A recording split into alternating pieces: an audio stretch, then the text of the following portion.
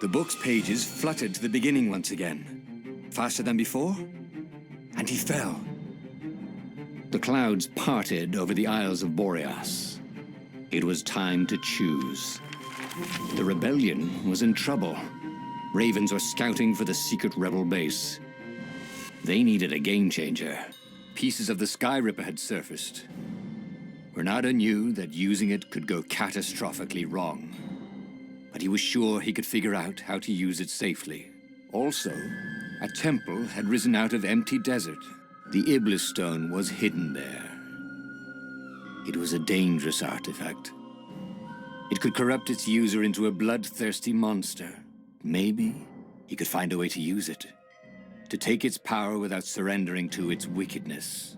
And also, his old friend Lapino needed rescuing. Of course, Reynardo had a pretty strong suspicion that Lapino had betrayed the rebellion, and he had a gut feeling that he needed to use that to his advantage. Every child knew about the Sky Ripper.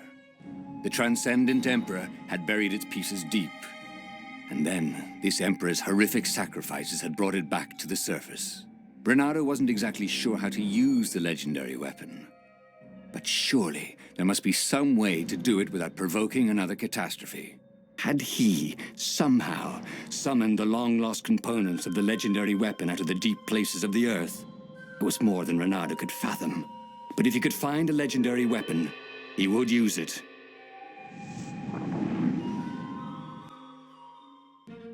As he set foot on the island, Reynardo couldn't help feeling a bit curious. Was Lapino still waiting to be rescued? No. He was probably drinking champagne with the ravens. Did ravens drink champagne? Did rabbits? Reynardo felt oddly thirsty, come to think of it. Why had he chosen the Sky Ripper? Reynardo never made plans that required constant vigilance. He was a hero.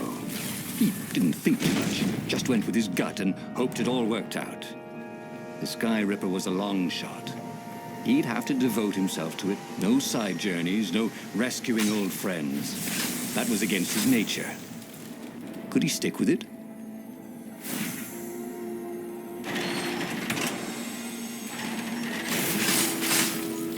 The people who had built this castle, did they even know what monstrous weapon lay hidden within their walls? The Sky Ripper could destroy anything it touched, or so the legend said.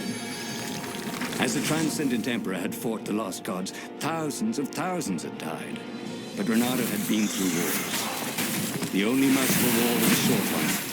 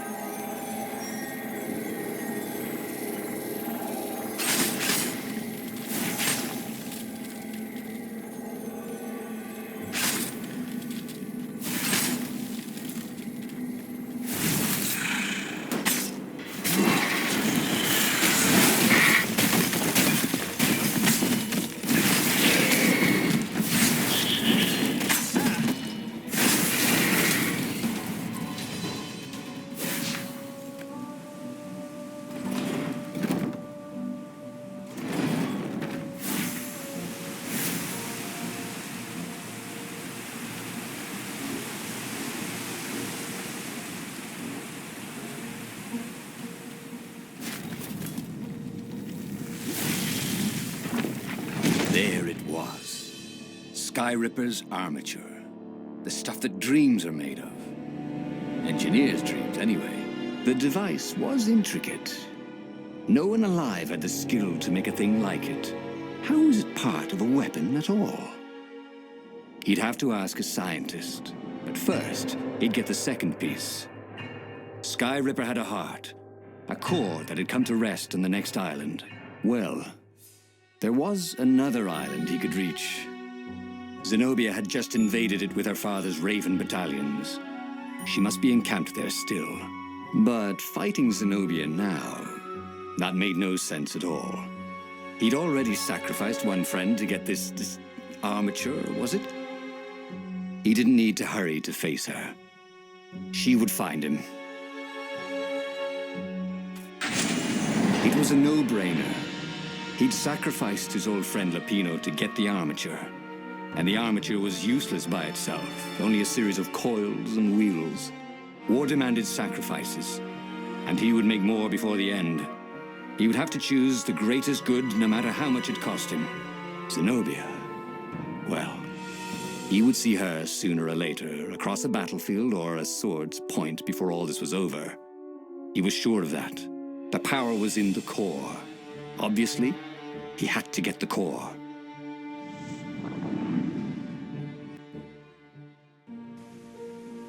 Doubt sunk in before he was even out of sight of the Farfarer. Why had he chosen the Sky Ripper? It was the sort of path he'd always avoided. The path of responsibility, of seriousness. Had he grown up? He didn't feel grown up. He'd made this decision from his gut, like he always did. Somehow, he'd impulsively decided to stop being impulsive. Did that make any sense?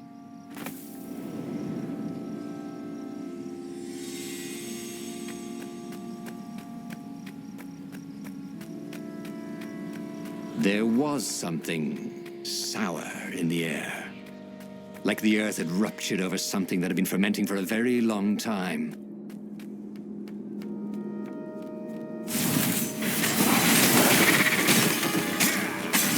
Boy, if only you had some sort of gun that made poison.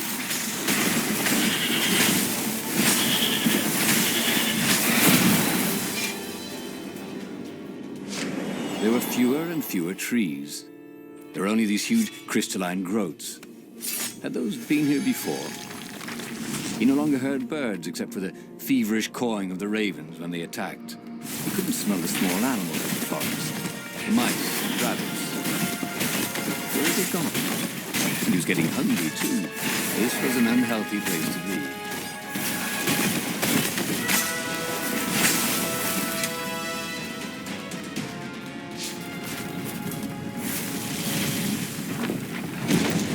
The 20-sided core made him feel physically sick. Once he had sneaked into a temple of the dark art, and he hadn't liked what he smelt and saw there. This felt like that. As quick as he could, he wrangled the icosahedron into the armature. The wheels began to spin, then glow. The sick feeling quickly spun away. Now he only felt sad. He had lost good friends for this war apparatus. Maybe Lapino wasn't such a good friend. Yeah, that made him feel better. He carried his prize back to the Farfarer. Now, he had to make his next move. There was a key Imperial outpost on the Nexus. If this really was some sort of super weapon, he could use it to wreak havoc on the enemy. And if it wasn't, well, better to know that before the final battle. But maybe he should show it to some scientists first. There was an observatory on the Nexus. Maybe he should go there before he fired it. Reynardo had never been much of a student. At Sword Fu school, he'd never read the books, just looked at the pictures. And Zenobia. But weapons he understood. His gut told him that the Sky Ripper would work great. He would use it to take out the Imperial outpost. And what's the worst that could happen? The thing wouldn't work, and then he'd take it to the scientists, right? Reynardo actually could think of a few things that were worse. But he would make sure they didn't happen this time. Right? Exactly.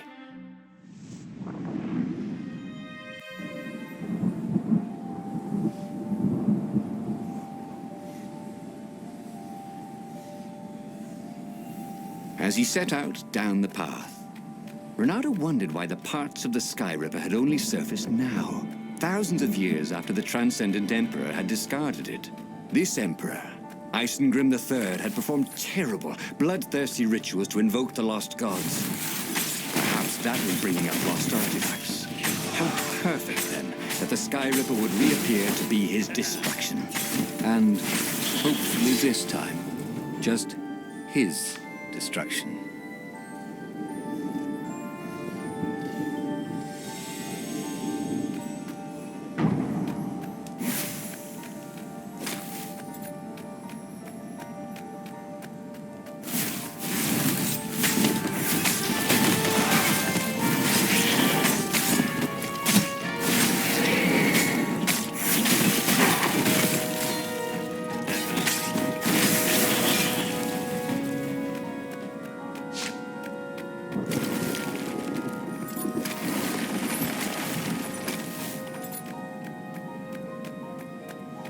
He was tired of slaughtering ravens.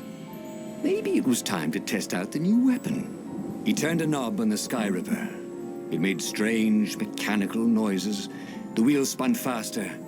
It began to hum. The Sky Ripper was following his every step. At least it acknowledged him as the master. But there was no trigger. How was he supposed to fire it?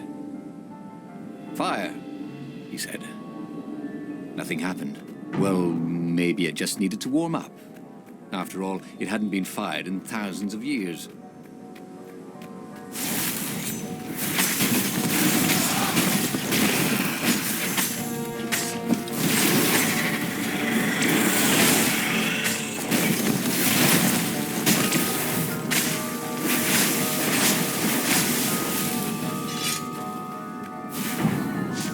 The Sky Ripper was making a whining noise now, and its wheels were spinning so fast he could no longer see them. Reynardo had a thought. Please? He asked. The Sky Ripper began to glow. Boom! The outpost burst into flame. Ravens flapped out screaming, wings on fire. The base was his. The far speaker toad came hopping out. Reynardo! It croaked, sounding like a toad version of Zenobia. Don't use the Sky Ripper. It will destroy the world. Yeah, sure it will, cracked Reynardo. Pull the other one. If you don't trust me, go see Calaveras. He'll tell you the same thing. Oh, she would say that. That sounded sensible. Why did she always have to sound sensible all the time? Oh, it was infuriating. Of course she would say that. He was supposed to hurry and bring the Sky Ripper to the council so the rebels could actually win the war. But what if she was right? Damn it. Zenobia was so frustrating. If she couldn't get you with magic, she'd get you with reason and caution and sensible arguments. Of course, Calaveras, he might not know the latest scientific theories with evidence and all. But Reynardo preferred the knowledge in the old books anyway. What they said felt true. And that's what's important. You should be careful, though. She'd probably guess he'd come here. That meant she'd probably set an ambush for him.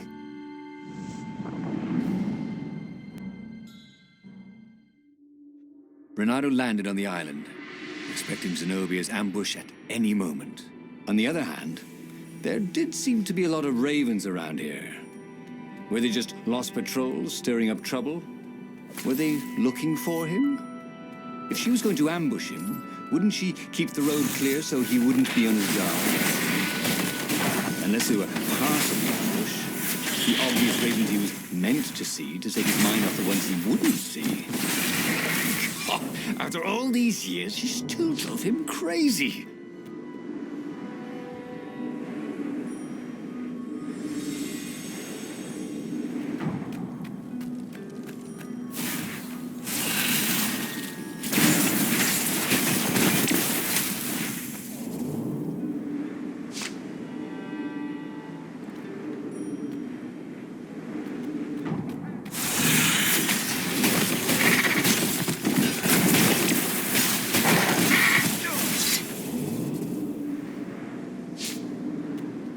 Zenobia's ambush never materialized. Could she be sincere? Calaveras was a great scholar. Reynardo doubted even Zenobia could convince him to say something he didn't believe. He was working for the Empire. He'd never have told Reynardo about the Sky Ripper in the first place. Well, he would listen to the wise old toad. But that didn't mean he had to agree.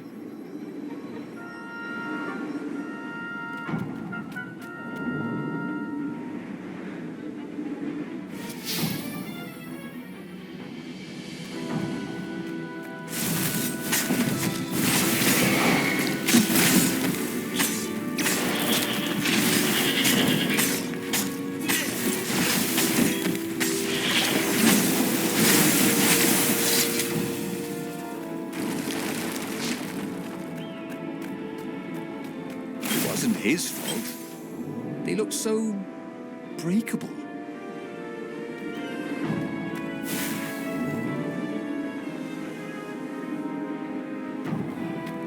To his alarm, Reynardo realized that the rebels had no way of knowing he had a powerful new weapon. He might set off on their attack of the fleet before he could bring the Sky Ripper to the fight. He had to hurry, while there were still rebels to save.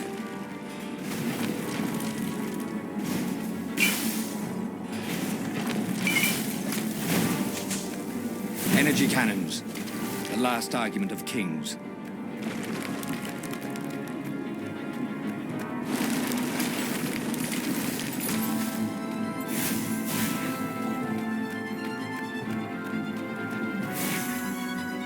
Calaveras examined the Sky Ripper eagerly. Oh, how often does a new relic surface? He brushed off Zenobia's warning. Oh, what do sorceresses know about physics? However, he did know a few ways to make the weapon even more precise and more powerful, and quickly went off to tinker. Soon the Sky Ripper no longer whined, but thrummed like a hummingbird taking off. It was ready for war. And so, Reynardo thanked Calaveras and took the legendary weapon to the final battle. But where were the other rebel ships? Had something happened? He could defeat the Imperial fleet with a Sky Ripper, but he couldn't govern. He was not cut out to be emperor, and he'd no desire to be one.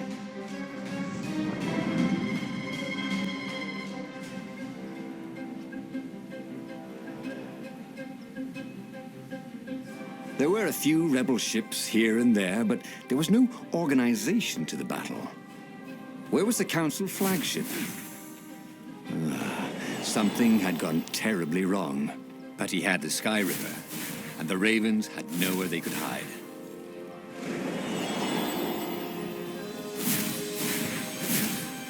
A portal that led right into the middle of the fleet. It was a glaring weakness in the defense.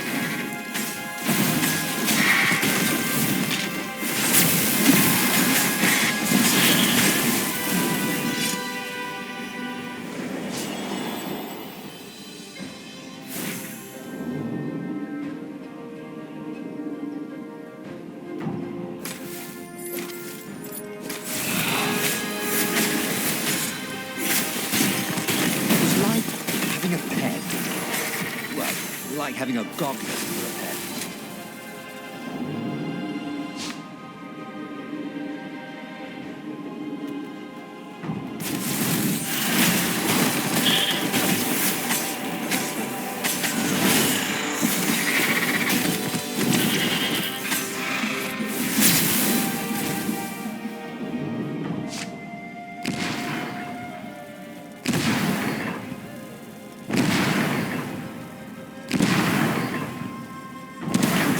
Was on the deck, bleeding. Why was she even here? They found our base, she croaked. The Council, all dead. We must surrender. No, we could still win this, said Reynardo. I have the Sky Ripper. He would be a real hero and save the day, even when all appeared to be lost. You're a good boy, said the speaker, and then she died.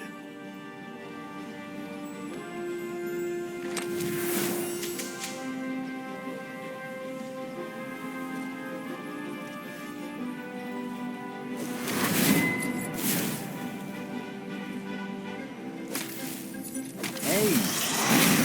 Jeez. Not really.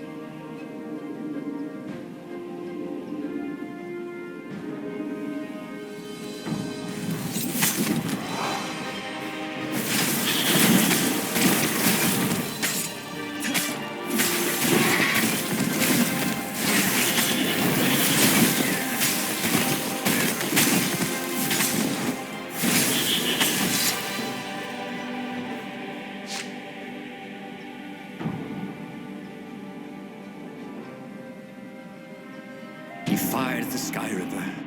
With a tremendous whoosh, the Emperor's flagship went up in flames. And for good measure, he played the beam around it, setting all the other nearby Imperial ships on fire too. And he watched them burn. See? He could use the Sky Ripper safely. The few remaining rebels gave a cheer. And then they stopped cheering. There was a hole in the air. A blackness, like a tear in a parchment. Wind was blowing into it, widening it. It grew larger. Crates were falling off ship decks, upwards into the hole. And the world itself seemed bent, like the reflection on a curved mirror as it poured into the ravenous hole. He guessed that somewhere behind that ever-widening hole were gods that had long been exiled. But it didn't really matter. Time was done for here, and soon it was. Oh, again? But he already had all the secrets he needed. He was sure of that. He must have not used them the right way. What was the best, worst mistake he could make? Probably trusting that traitor Lapino.